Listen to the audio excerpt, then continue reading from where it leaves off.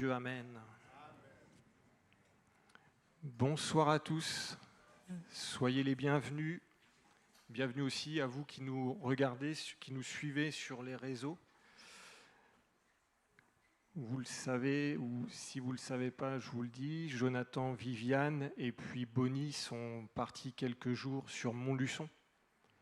Ils rentreront en fin de semaine. Voilà.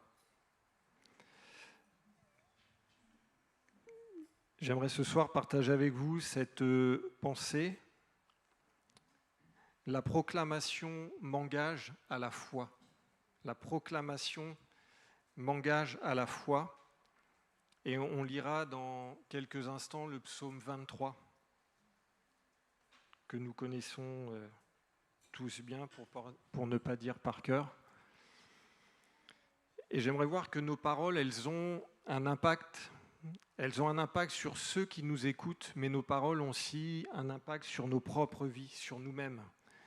Paroles de découragement, paroles d'abattement, paroles qui ne cessent de mettre en avant ce qui ne va pas.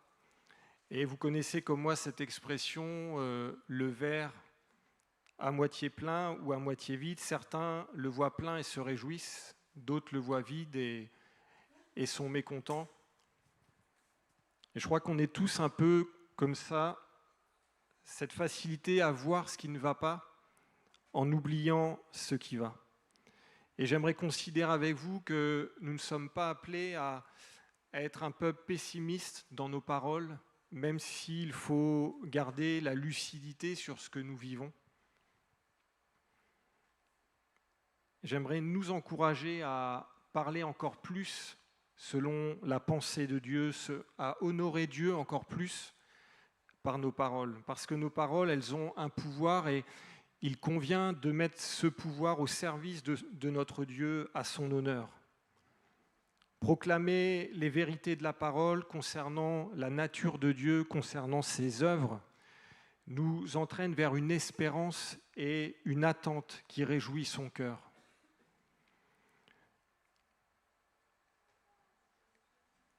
La définition de proclamer, vous avez deux significations: publier ou reconnaître solennellement par un acte officiel, proclamer le résultat d'un scrutin. Vous avez aussi annoncé ou déclaré hautement auprès d'un vaste public, proclamer son innocence. Et on s'aperçoit que la proclamation, elle est publique, elle est audible. Et il est intéressant de voir que Dieu lui-même proclame qui il est. Et il le fait à de nombreuses reprises et il dit ceci: « Je suis l'Éternel ». Et dans l'Ancien Testament, de nombreuses fois, il dit « Je suis l'Éternel », comme pour nous rappeler sa nature constante et fiable. Il dira à Abraham: « L'Éternel lui dit encore, je suis l'Éternel qui t'ai fait sortir d'Ur en Chaldée pour te donner en possession ce pays. » Il dira aussi à Moïse, Dieu parla encore à Moïse et lui dit « Je suis l'Éternel ». On retrouve cette expression dans Ésaïe, « Ainsi parle Dieu l'Éternel, je suis l'Éternel, c'est là mon nom, et je ne donnerai pas ma gloire à un autre, ni mon honneur aux idoles. » Et on a encore cette expression dans Joël, « Et vous saurez que je suis au milieu d'Israël, que je suis l'Éternel votre Dieu et qu'il n'y en a point d'autre, et mon peuple ne sera plus jamais dans la confusion. » Dieu proclame qui il est pour nous encourager dans notre marche avec lui. Dieu proclame qui il est pour nous rappeler ses réalités, les siennes, quand les nôtres nous submergent, quand nos réalités semblent prendre autorité sur nos vies. Dieu nous rappelle qui il est, Dieu nous rappelle sa nature et Dieu dit « Je suis l'Éternel ». Et combien de proclamations dans la parole qui sont comme un témoignage de ce que des hommes ou des femmes ont trouvé près de Dieu ce soutien et ce surappui. Et je vous parlais tout à l'heure du psaume 23 et je vous propose qu'on le lise ensemble. Psaume 23, cantique de David. L'Éternel est mon berger, je ne manquerai de rien. Il me fait reposer dans de verts pâturages, il me dirige près des eaux paisibles. Il restaure mon âme, il me conduit dans les sentiers de la justice à cause de son nom.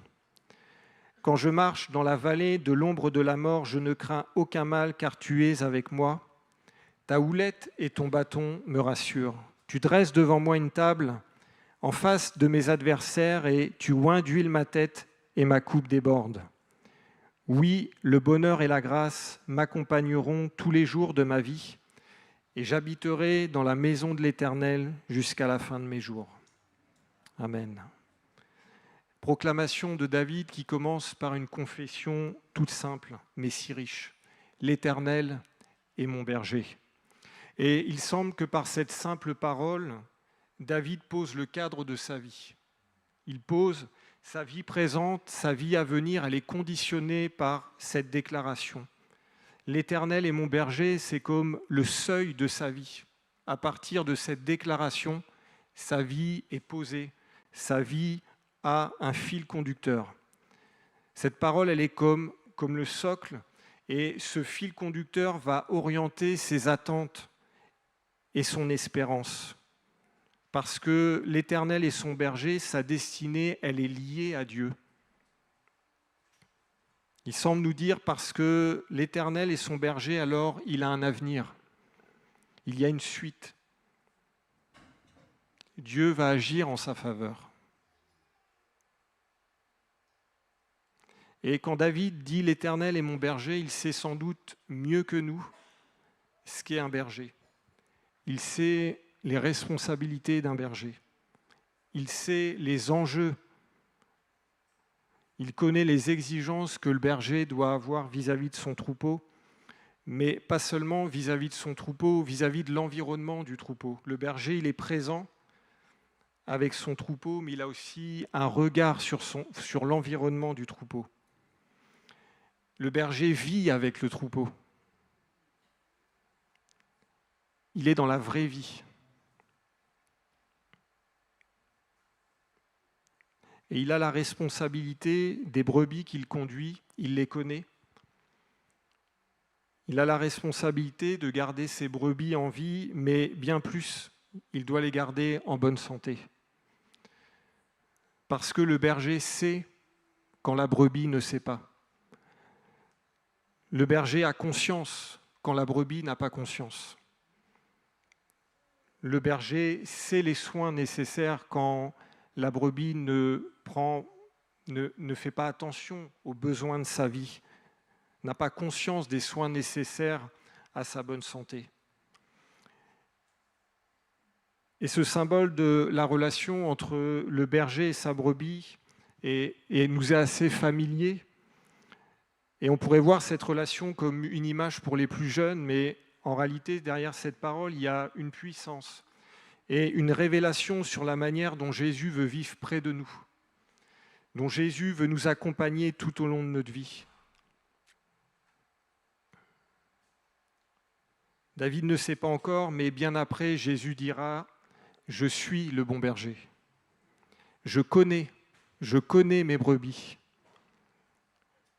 Et elles me connaissent. » Et il peut arriver dans nos difficultés qu'on oublie que Jésus nous connaît.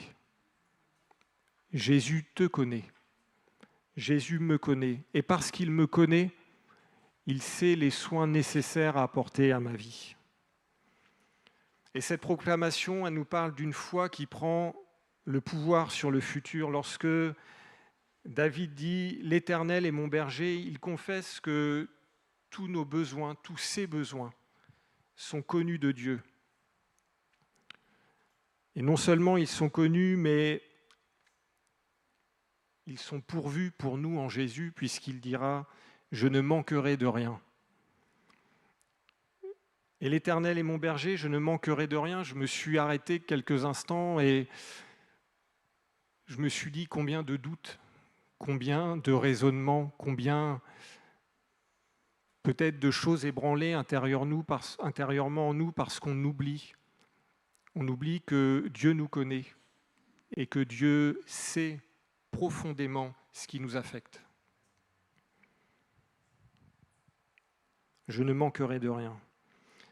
Après cette déclaration de David, l'Éternel est mon berger, on remarque qu'il y a un verset qui suit, qui est au futur.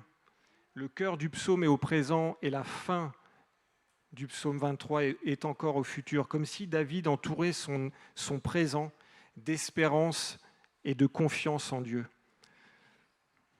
Parce que l'Éternel est mon berger, alors il y a des projections pour sa vie. Je ne manquerai de rien. Il dit à la fin, oui, le bonheur et la grâce m'accompagneront tous les jours de ma vie et j'habiterai dans la maison de l'Éternel jusqu'à la fin de mes jours. Notion de plénitude et de contentement. Avant de parler de son présent, David confesse au futur, je ne manquerai de rien. Et elle est une promesse, pas forcément de superflu, mais de ne pas connaître le manque. Elle est le témoignage de David qui sait que Dieu pourvoira à tous ses besoins afin d'être satisfait et reconnaissant.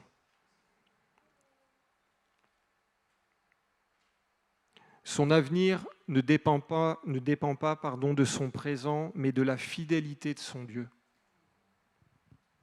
Oui, le bonheur et la grâce m'accompagneront tous les jours de ma vie, et j'habiterai dans la maison de l'Éternel jusqu'à la fin de mes jours. Promesse que Dieu projette pour sa vie, les grâces de sa présence et de sa communion, et que finalement, la réussite de sa vie, son avenir, ne dépend pas de ce qu'il vit aujourd'hui, mais de sa décision d'avoir choisi l'Éternel pour berger.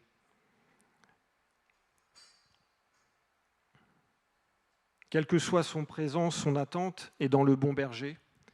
Quel que soit son présent, il proclame la fidélité sur sa vie. Et quel que soit ce qu'il vit, il sait qu'il pourra compter sur son Dieu.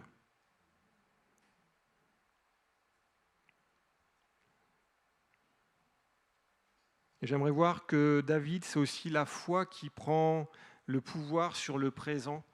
Et on va lire ensemble son présent. Il me fait reposer dans de verts pâturages. Il me dirige près des eaux paisibles. Il restaure mon âme. Il me conduit dans les sentiers de la justice à cause de son nom. Quand je marche dans la vallée de l'ombre de la mort, je ne crains aucun mal, car tu es avec moi.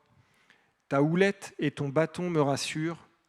Tu dresses devant moi une table en face de mes adversaires. Tu oins d'huile ma tête et ma coupe déborde. On peut dire que la foi de David est vraiment lucide. Il parle de la vallée de l'ombre de la mort. Il parle de mes adversaires. Lucidité sur les périodes de souffrance qu'il a vécues, les périodes d'opposition qu'il traverse.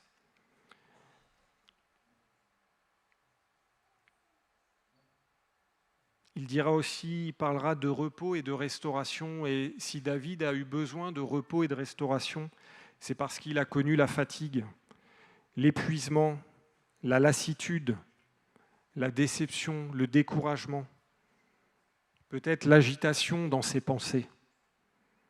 Il restaure mon âme. Et je parlais de lucidité parce que autant il a de la lucidité sur ce qu'il vit, et cette lucidité sur ce qu'il vit ne l'empêche pas d'être lucide sur le secours qu'il trouvera dans son Dieu.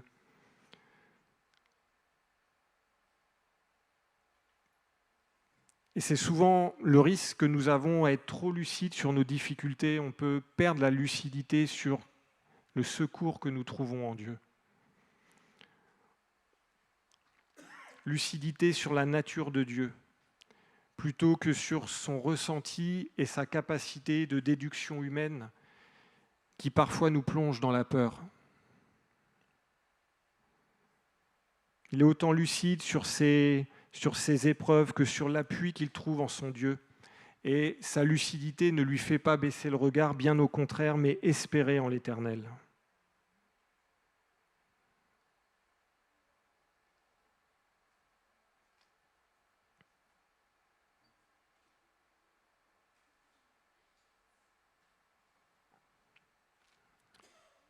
David, c'est une foi fondée sur Dieu, fondée sur la proximité avec Dieu.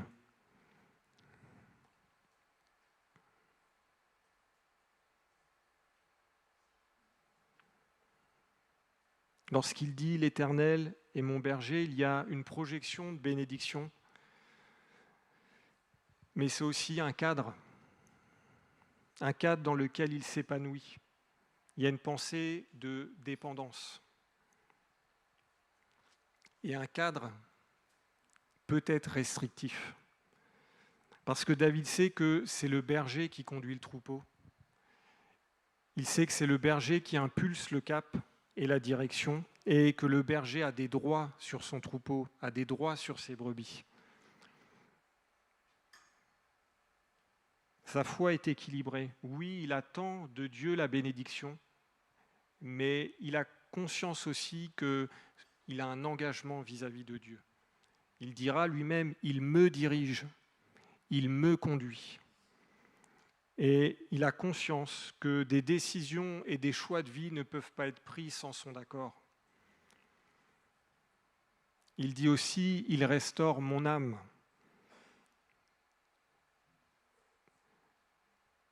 Là encore, il admet que c'est Dieu qui restaure son âme, donc c'est Dieu qui choisit la manière dont il est restauré. Et ce cadre, cette foi fondée sur la personne, cette foi fondée sur Dieu, elle implique une volonté soumise à la sienne. Elle implique aussi d'accepter une dépendance, d'accepter une discipline et une obéissance. Parce que vous et moi, nous savons que la sécurité de la brebis est dans la proximité avec le berger. Et si la brebis s'éloigne, alors elle est en danger. Mais David dit ceci, « ta houlette et ton bâton me rassurent ». On parlait de cadre. Et la houlette et le bâton font la preuve de l'autorité du berger dans le but de protéger son troupeau. Et les restrictions, le cadre, ne doivent pas être vus comme une limitation, mais comme un moyen de s'épanouir et de se développer en sécurité. On comprend aisément qu'en rentrant chez nous, si par un décret surprenant et un peu fou, le code de la route est annulé, ça va être très compliqué pour rentrer chez nous. Et je crois que Dieu a mis un cadre pour nos vies. Nous avons sa parole. Et c'est simplement pour que nos vies grandissent, se développent en sécurité.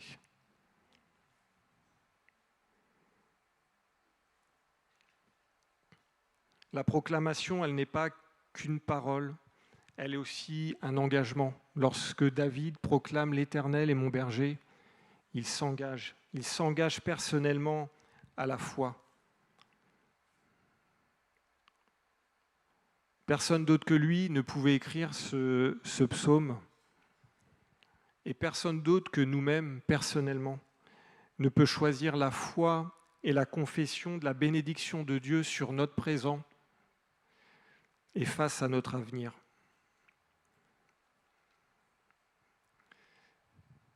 Je pense que vous demandez la bénédiction de Dieu sur votre vie tous les jours. Ce n'est pas égoïste. C'est juste se dire qu'une vie qui est bénie, c'est une vie qui bénit. Et si vous êtes bénis, vous bénirez. Et parce que nous sommes bénis, alors on bénit autour de nous.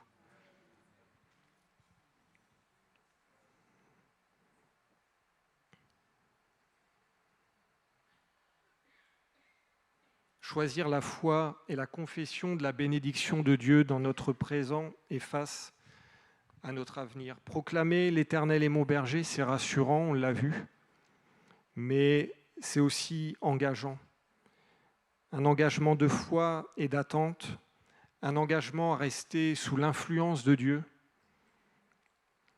un engagement à se remettre en question quand c'est nécessaire, quand on sent que Dieu nous marque de près et qu'il y a des choix à faire en sa faveur. C'est un engagement à s'attendre aussi à voir Dieu agir dans ma vie, dans mes circonstances, dans mes défis.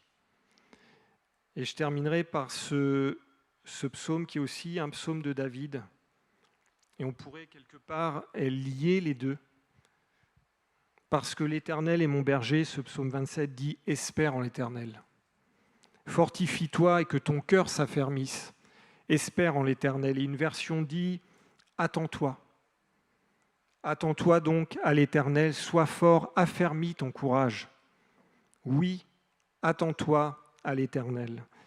Et la réalité du psaume 23, c'est simplement David qui proclame et qui attend la main de Dieu dans sa vie, qui attend la bénédiction de Dieu sur sa vie, qui attend que l'intervention de Dieu dans sa vie. Nous allons dans quelques instants avoir l'opportunité de prier. Et peut-être ce sera l'opportunité d'apporter sa proclamation. Et si pour vous ça paraît difficile à faire, on peut juste s'approprier celle de David, « L'Éternel est mon berger ». Parce que je crois que c'est ce que nous voulons vraiment, vivre près de Dieu, sentir son cœur, être conduit, être dirigé, être façonné par lui. Seigneur, on veut te dire merci pour ce psaume si connu de chacun de nous, si simple, mais si riche, si profond. On veut te prier ce soir pour que notre proclamation soit vraiment suivie d'un engagement de cœur, soit vraiment suivie d'une attente, parce que réellement tu es ce Dieu qui aime quand son peuple s'attend à lui, quand son peuple soupire après lui. Merci mon Dieu pour ta parole. Merci pour cette parole si riche, si accessible, qui répond tellement à nos besoins les plus profonds. Amen. Seigneur,